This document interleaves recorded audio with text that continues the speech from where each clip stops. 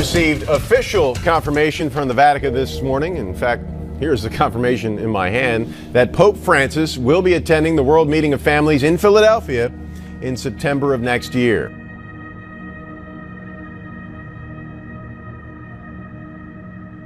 The breaking news about the Pope this morning. The Pope has officially announced he's coming to Philadelphia next September.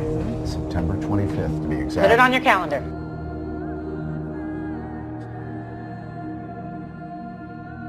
Pope Francis is coming to Philadelphia. Now, the Pontiff visit is part of the World Meeting of Families set for next September.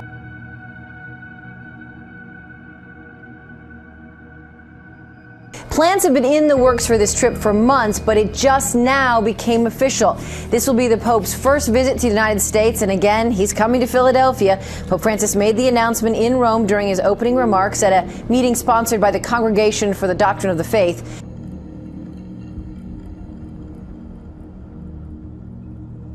Archbishop Chaput even says that he is overjoyed and he believes that the Pope's presence next year for the World Meeting of Families will electrify the gathering.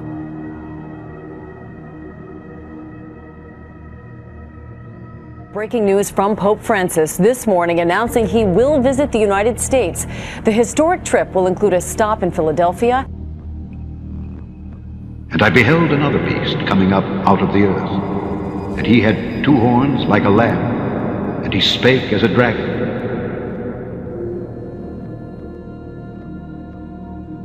Looking to absolve your sins? Well, the solution is right at your fingertips. The Vatican has announced Pope Francis will be offering forgiveness in 140 characters or less. Per tradition, Francis will offer plenary indulgences, that is, reductions on purgatory time, to participants at World Youth Day later this month. A Vatican official told Vatican Radio indulgences are linked to a theme that Pope Francis has spoken very frequently about since the moment of his election, that is to say, to the gift of God's mercy. About 2 million pilgrims are expected to head to Rio de Janeiro for the new pontiff's first trip abroad, hoping to shave off some time in limbo. But they're not the only ones. Any of his 7 million Twitter followers legitimately prevented from attending will have the same opportunities. Francis has extended the rites and pious exercises of the event to those following it on TV, radio, and through social media. The Pope has rewritten the Church's historically harsh attitude toward non-believers. The Pope said, "This commandment for everyone to do good, I think, is a beautiful path toward peace. If we each, doing our own part, if we do good to others, if we meet there, doing good, and we go slowly, gently, little by little, we will make that culture of encounter. We need that so much. We must meet one another doing good." Good news for all you atheists out there. Jesus is still going to redeem you. During his homily at Wednesday Mass, Pope Francis emphasized the importance of doing good as a principle that unites all humanity. In his sermon, he said, "The Lord has redeemed all of us with the blood of Christ, all of us, not just Catholics, everyone, even the atheists, everyone." I'm fairly exhilarated that the Pope is taking a stand that science is science, religion is religion, and you can have religion and still understand science, that it's important that people understand evolution. You can have a complete understanding of evolution and still accept God. Pope said today that God is not a magician with a magic wand. Evolution and the Big Bang Theory are real. The Pope said, quote, "When we read about creation in Genesis, we risk imagining God as a magician with a magic wand able to make everything. But that is not so." Now, the Pope added he created beings and allowed them to develop according to the internal laws that he gave to each one, so they were able to develop and to arrive at their fullness of being. And Pope Francis made these comments at the Vatican. He says this is all part of God's plan.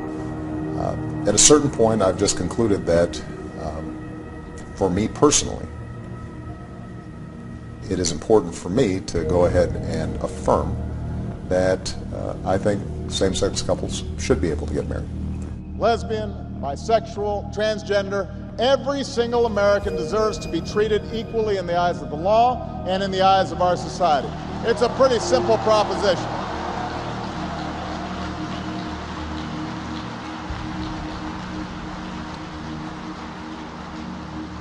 I vowed to keep up the fight against the so-called Defense of Marriage Act. There's a bill to repeal this discriminatory law in Congress. And I want to see that passed. But until we reach that day, my administration is no longer defending DOMA in the courts. I believe the law runs counter to the Constitution, and it's time for it to end once and for all. It should join Don't Ask, Don't Tell in the history books. And he shall speak great words against the Most High, and shall wear out the saints of the Most High, and think to change times and laws. And they shall be given into his hand until a time and times and the dividing of time.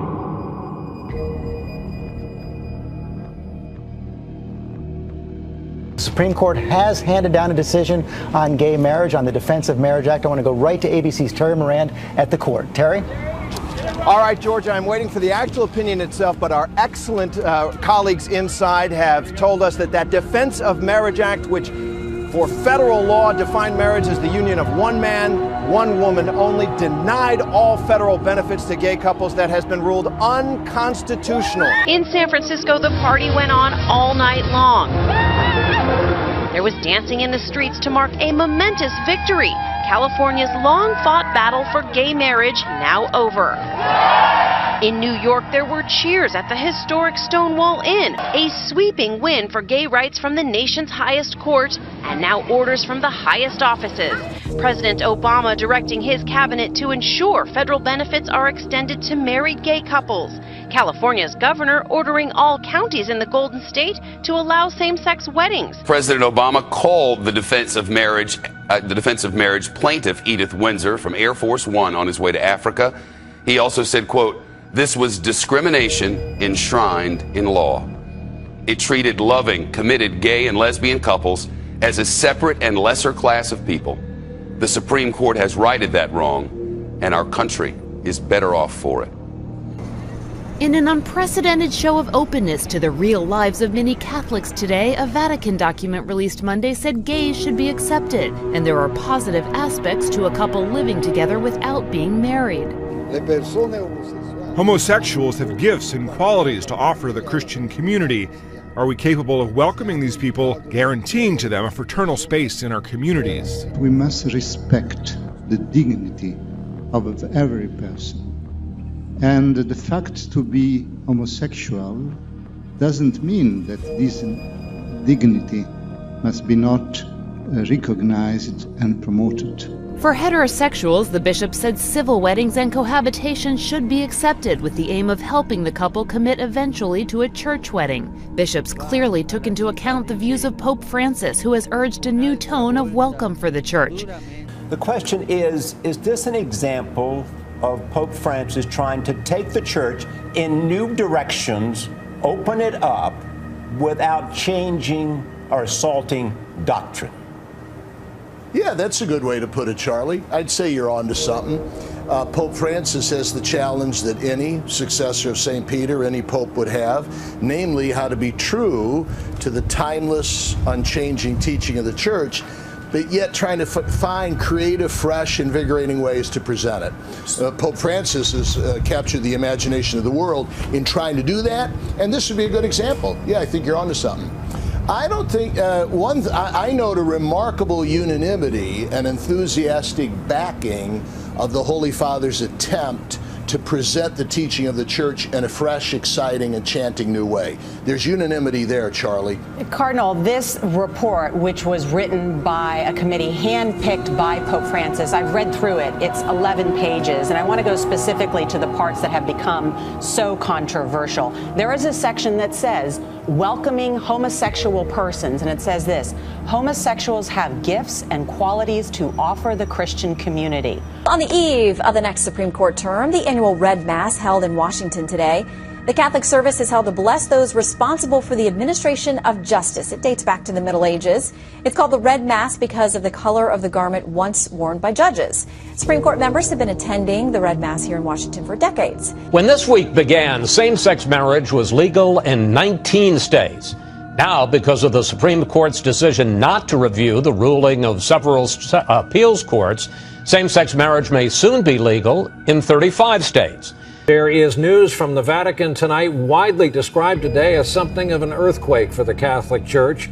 It involves a global gathering of bishops, including the Pope, held behind closed doors. and what could be a dramatic shift in the church's thinking on the acceptance of gays, and separately, how to minister to divorced and remarried Catholics. The Francis Effect and his vision of a more inclusive church embraced today by the Catholic bishops. In a statement one observer describes as the church thinking out loud, the bishops take a new merciful tone to disaffected Catholics, writing homosexuals have gifts and qualities to offer to the Christian communities. Last year, famously saying about a gay person, Chi sono io per giudicarla? Who am I to judge? Miss Rivers, how are you? You made a ton of news officiating the wedding in New York yesterday. Is this like a new cottage career move for you? I'm so excited. Okay. And I should do very well because I don't charge. And do you think that the country will see the United States will see the first gay president or the first woman president? We already have it with Obama, so let's just calm down. Got it. You know Michelle is a trans. I'm sorry, she's a what? A transgender. We all know. Oh my gosh. Oh gosh. It's okay. Secretary Panetta, thank you for your introduction and for your extraordinary leadership. To members of Congress, Vice President Biden, members of the Joint Chiefs, service secretaries, distinguished guests, and men and women of the finest military in the world. And most of all, Admiral Mullen, Deborah, Michael and I also want to acknowledge your son Jack, who's deployed today. All of you have performed extraordinary service to our country. Hi, Tara. Oh, hi, Joan. What's up? Well, you didn't respond to me, or Anne Hathaway, or Sarah Jessica Parker for the ALS Ice Bucket Challenge. So I thought I'd come here and do it myself. Okay, fine, whatever. Do it. Just do it. Just do it. Okay, now give me Anne Hathaway. Let's just get the whole damn thing over with. There you go. Anne Hathaway, fine. Who's next? Sarah Jessica Parker, this is for you. Fine. Okay, you all have it? Joan. Everybody have it? And turning now to a health crisis for one of America's most iconic and prolific comedians, Joan Rivers rushed to a Manhattan hospital during a procedure at an outpatient clinic. She is now listed in critical condition. There is breaking news now on Fox News Channel. I'm Shepard Smith at the Fox News deck in New York. The comedic legend Joan Rivers has died. A statement from her daughter was released just a short time ago, in fact, over the last minute. And it reads from her daughter, "It is with great sadness that I announce the death of my mother, Joan Rivers. She passed peacefully at 1:17 p.m., that's Eastern Time, surrounded by family and close friends." And he exerciseth all the power of the first beast before him, and causeth the earth and them that dwell therein to worship the first beast, whose deadly wound was healed.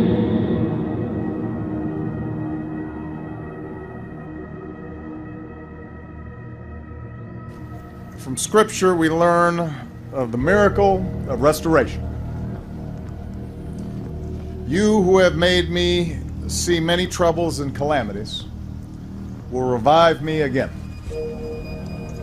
From the depths of the earth, you will bring me up again. You will increase my greatness and comfort me again. So looking at the meeting today, looking at the rapport between the president and the Pope, they seem to be getting along very well. Is this the beginning of a long friendship? Well, I hope so, and I would expect that both of them hope so as well. They were all smiles afterwards, and the Pope said, I really feel that you should feel at home here. So I would think it's the start of a good relationship.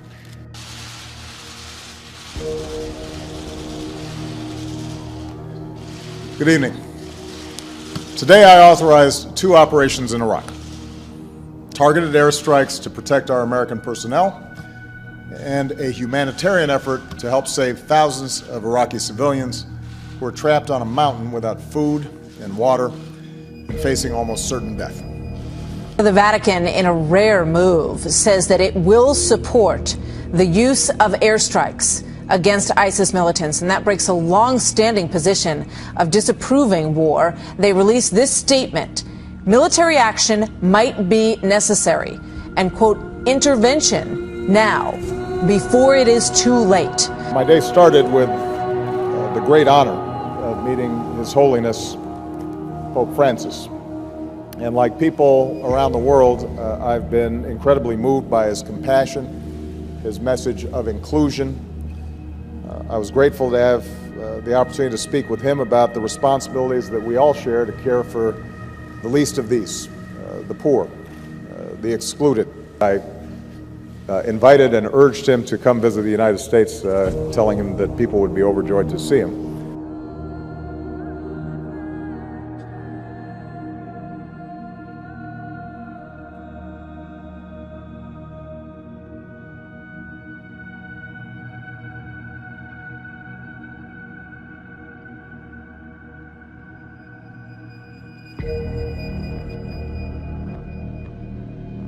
Pope Francis this morning announced he'll make his first trip to the United States as head of the Catholic Church. The Pope said he will attend the World Meeting of Families in Philadelphia next September. More than 1 million people are expected to attend. The trip could also include a stop in New York City, but plans have not yet been finalized.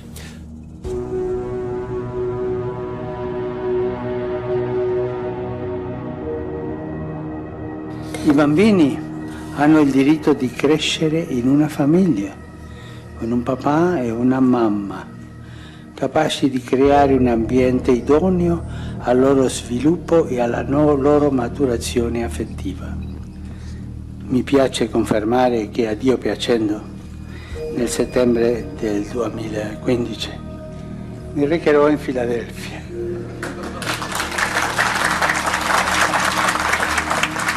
per l'8º incontro mondiale delle famiglie.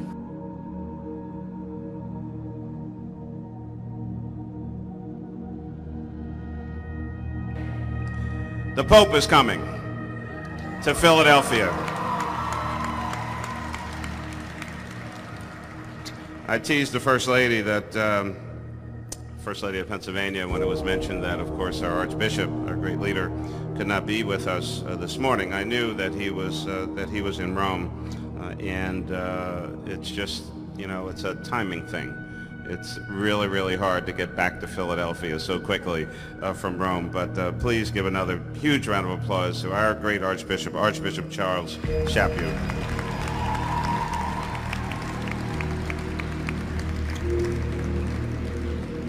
We begin this morning with breaking news out of the Vatican. Pope Francis has officially announced his attendance at the World Meeting of Families in Philadelphia in 2015.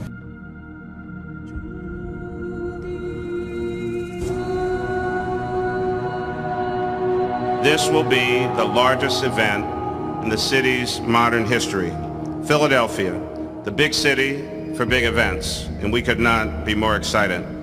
We often speak of our visit to Rome with the Philadelphia delegation last March.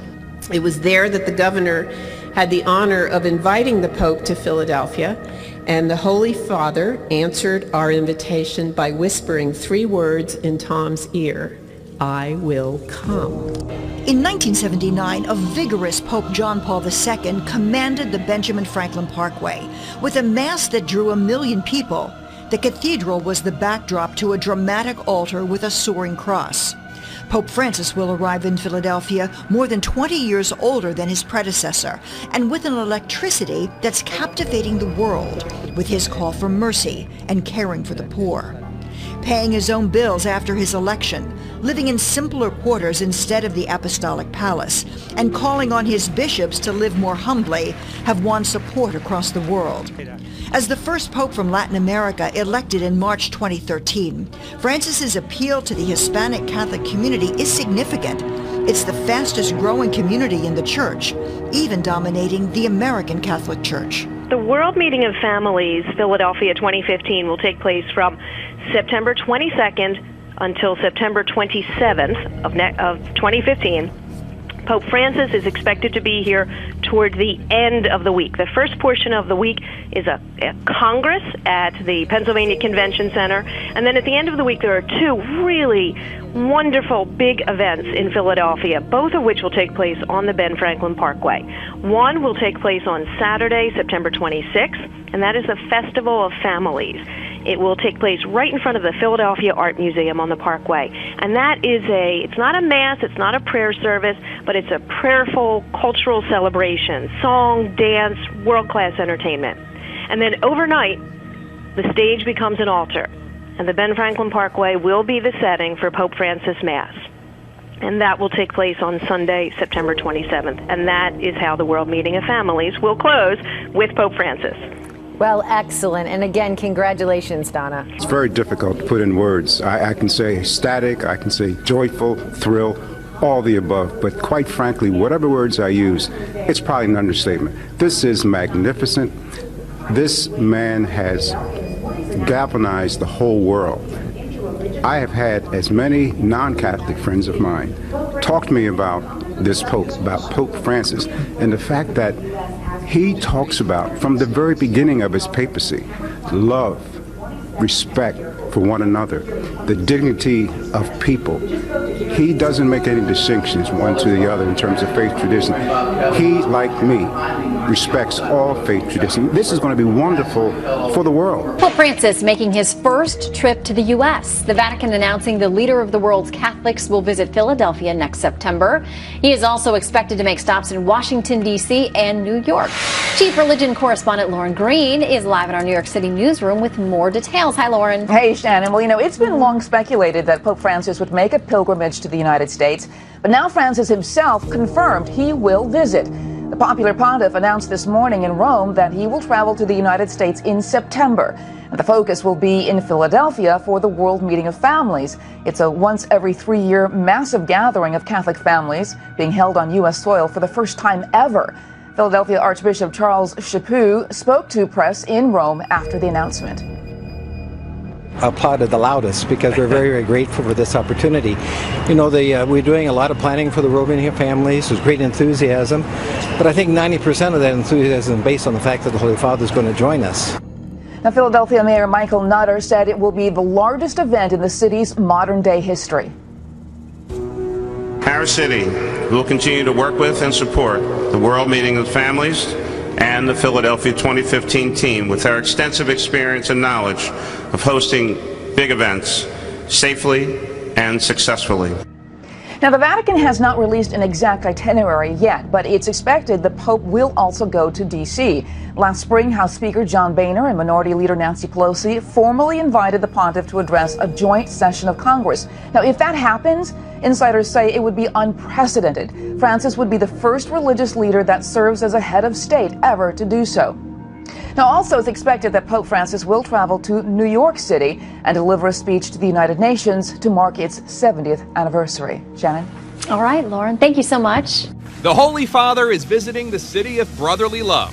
Mi recherò in Filadelfia. Pope Francis confirmed he'll be in Philadelphia for the World Meeting of Families in September. The Holy Father will celebrate Mass again on the Ben Franklin Parkway in front of the Art Museum. And we've talked about some of the numbers, and we expect that they will be staggering.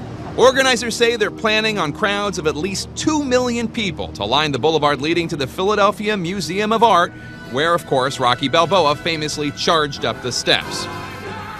Wherever Francis goes, massive crowds and surprises have followed. He often shuns personal safety to be closer to people, and he is not afraid to go off script, such as in May. He bolted from the Pope-mobile to say a prayer at the wall dividing Israel and the West Bank, causing something of an international scene. While liberals and moderates have welcomed this new Pope's message on hot-button social issues, conservatives point out the Church's teaching remains unchanged. The Pope's announcement today came during an interfaith conference at the Vatican on traditional marriage. The U.S. trip will focus on similar themes. We know as the family's under attack, and he's coming not to rally troops to become crusaders, but he's coming to encourage those who are in marriage and who feel assailed from all sides. Hey, I'm here to support you. He's not coming to condemn those who have failed, to condemn those who are living in other unions or relationships that are not traditional marriage. He's coming to give people hope. The Vatican says the details and other possible stops for this trip are still being hammered out. There is always the element of what I call the Franciscan surprise, and I think we have to be open to that. Many things are at play. Another possible step for the Pope may be the UN General Assembly, just up I-95 in New York. There, Archbishop Cardinal Timothy Dolan has been publicly angling for a Big Apple papal visit. It just so happens the trip will coincide with the annual meeting of world leaders. But the Philly visit will be a big boon for the Latino Catholics who have propelled the Church's growth in the U.S. I think he brings something to the table as a Latin American Pope that others may not have brought. Francis has made immigration and border issues a key part of his papacy. All that makes many observers wonder if Francis will travel to the U.S.-Mexican border, as key American bishops did earlier this year, where they celebrated Mass through the border fence. But for now, all eyes on Philly.